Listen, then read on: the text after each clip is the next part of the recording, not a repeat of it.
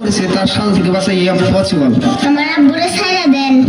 শোনে তোমার আব্বুকে তো বড় স্যারের চাকরি করে পারবে, তার কাছেই যাও। হাবিলদার তাদেরকে বড় স্যারের কাছে নিয়ে যাও।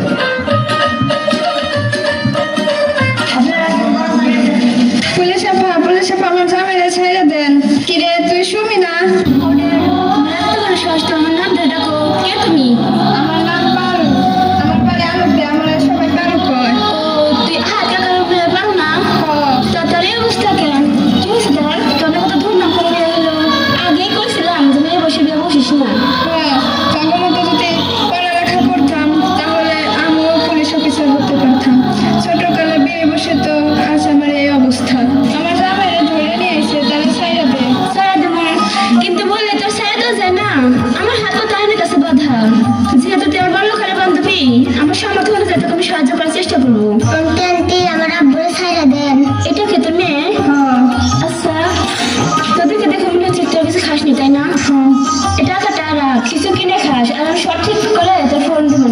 টাকার দরকার নাই, তুই আমার জামাইরে ছাইরা দে, চাইলেই নিবি। পাগলামি করিস না বোন, এটা আইনগত কাজ। আমি সব ঠিক করে তোর খবর দেবো। আচ্ছা, এখন বাড়ি যা, নিজের শরীরে যত্ন নিস। ঘুমাইয়া হাঁটার পারলাম না, রাতের বেলা নাটক করস, নাটক বন্ধ কর, ঘুমা করতেছি। মা তোমার কি হয়েছে? তুমি আমার কাছে কেন? আমার পেটে খুব ব্যথা করতেছে রে মা, আমার একটু পানি খাওয়া, একটু যে শরবত যে খামো তাও ঘরে এক ফুটা চিনিও নাই। দাঁড়া, আমি আসতেছি। ওই তোর মায়ের একটু পানি দে। খাও। মা কেমন লাগতেছে? আমার একেবারে ভাল লাগতেছে না রে মা, আমি আর বাঁচুম না রে মা, আমারে হাসপাতালে নিয়ে যা। আব্বু আমার হাসপাতালে নিয়ে চলো। এই করে নাটকের জ্বালায় একটু শান্তি করে ঘুমাইবার পারলাম না। নাটক বন্ধ কর, আমি কি একটু ঘুমাবো? সকাল হইতে না হইতে আবার ফ্যান খেলতে হইব। আর নানারে ফোন দে।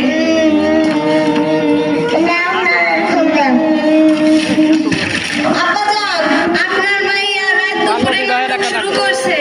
পেটে নাকি ব্যথা করতেছে। হাসপাতালে না কোনে যাইবো, আইসা নিয়া যান। কি হয়েছে আমার মেয়ের? তুমি আমার মেয়েটারে কি মাইরা ফেলাইছো নাকি? আপনার মেয়েরে মাইরে ফেলাইছি মানে? নেন, আপনার মায়ের সাথে কথা কন। এই যন্ত্রণা আর ভাল লাগে না। আব্বু, আমারে যদি দেখতে চাও তাহলে তাড়াতাড়ি চলে আসো। তুই কোনো চিন্তা